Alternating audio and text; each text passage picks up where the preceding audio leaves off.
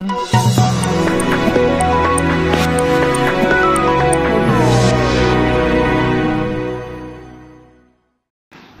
జిల్లాలోని ఎమ్మిగనూరు పట్టణంలో నూతనంగా ప్రారంభమైన 100 పడకల ఆసుపత్రిని వైఎస్ఆర్సీపీ ఎమ్మిగనూరు నియోజకవర్గపు ఇన్ఛార్జ్ శ్రీమతి బుట్టా రేణుక శనివారం సందర్శించారు. ఈ సందర్భంగా ఆసుపత్రిలోని సదుపాయాలను ఆమె పరిశీలించారు. ముందుగా ఆసుపత్రి సూపరింటెండెంట్ డాక్టర్ సుధారాణి అయ్యంగార్ బుట్టా రేణుకకు పుష్పగుచ్చం అందించి సాదరంగా స్వాగతం పలికారు. బుట్టా రేణుకతో పాటు ఆమె భర్త శివ, నీలకంఠ, కుమారుడు ప్రతుల్ మరియు పలువురు వైఎస్ఆర్సీపీ నాయకులు ఆసుపత్రిలోని వివిధ వార్డులను నూతనంగా ఏర్పాటు చేసిన వైద్య పరికరాలను ఆసక్తిగా పరిశీలించారు. ఆసుపత్రిలో అందుబాటులో ఉన్న సేవలు, సౌకర్యాల గురించి డాక్టర్ సుధారాణి అయ్యంగార్ వారికి వివరించారు. ఈ సందర్భంగా బుట్టా రేణుక మాట్లాడుతూ 100 పడకల ఆసుపత్రిని సందర్శించడం చాలా సంతోషంగా ఉందని తెలిపారు.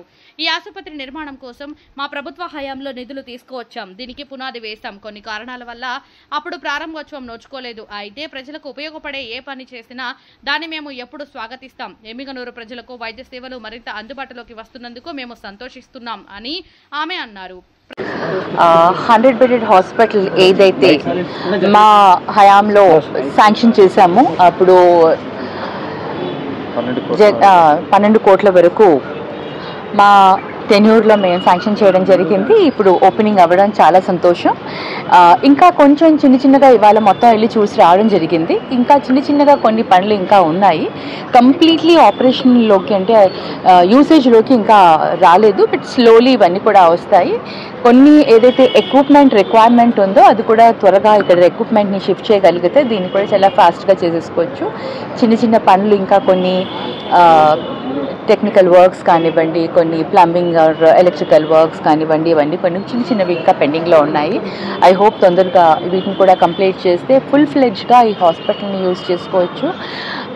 చాలా సంతోషంగా ఉంది. ఎందుకంటే ప్రతి దగ్గర కూడా హాస్పిటల్ ఈ రోజుల్లో ఉన్న సిచ్యువేషన్కి హాస్పిటల్స్ ఆర్ వెరీ ఇంపార్టెంట్. అది కూడా గవర్నమెంట్ హాస్పిటల్స్ పేదవాళ్ళకి చాలా ఉపయోగంలో ఉంటుంది.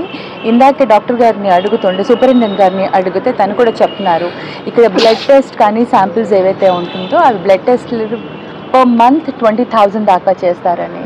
మరి ఇక్కడ గైనిక్ కానివ్వండి, గైనకాలజీ డిపార్ట్మెంట్ ఆల్వేస్ బిజీగా ఉంటుంది.